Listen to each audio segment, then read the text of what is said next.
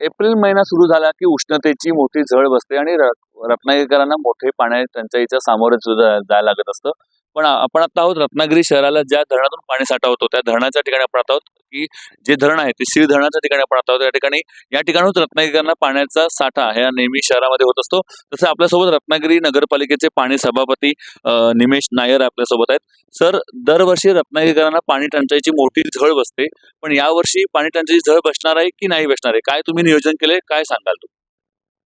दरवर्षी रत्नागिरीला आपण एप्रिल आणि मे या दरम्यान आपण एक दिवस आड पाणी पुरवठा करत असतो. कारण आज दोन धरण आहेत जे शहराला पाणी चा सप्लाय असतो. तो म्हणजे एक पानवल आणि दुसरा शेड. आज पानवल धरणचं काम सुरू असल्यामुळे ते धरण पूर्णपणे बंद आहे. तर आपण आज शीळ धरणावरनं आपण पूर्ण शहराला पाणी देत आहे. तर आजचं जर आपण शीळ धरणाचा जर आढावा घेतला तर आज आपल्याकडे 1.679 घनमीटर पाणी आज एवढं आपल्याकडे अवेलेबल आहे. आणि रत्नागिरी शहराची जी रिक्वायरमेंट आहे ती 20 MLT पाणी आपल्याला आज शहराला लागतं.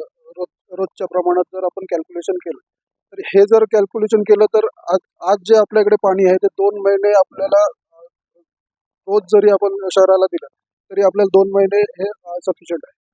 त्यामुळे मग यंदा रत्नागिरीच्या शहरवासियांना पाणी टंचाई लागणार नाही म्हणजे असं तुमचं म्हणणं आहे? नक्कीच यावर्षी मला असं वाटत नाही की आपण एक दिवस आड आपल्याला पाणी करावं लागेल. त्यातूनही आपली आज 1 महिन्यानंतर परत एक मेच्या पहिल्या आठवड्यात वगैरे परत आम्ही धरणावर येऊन आम्ही त्याचा आढावा घेऊ आणि त्याच्यानंतर परत पुढचं नियोजन करू. नक्कीच. त्यामुळे आपल्यासोबत हे पाणी सभापती निमेश नायर आपल्यासोबत होते, की त्यांनी सांगितलं की या वर्षी किंवा या एप्रिल आणि मे मध्ये सुद्धा रत्नागिरीला पाण्याची टंचाई ही भासणार नाही आणि पुन्हा एकदा आम्ही ह्याच धरणावर 1 महिन्यानंतर येऊन आढावा घेऊ. Tanmay Date, LS Marathi news, Ratnagiri.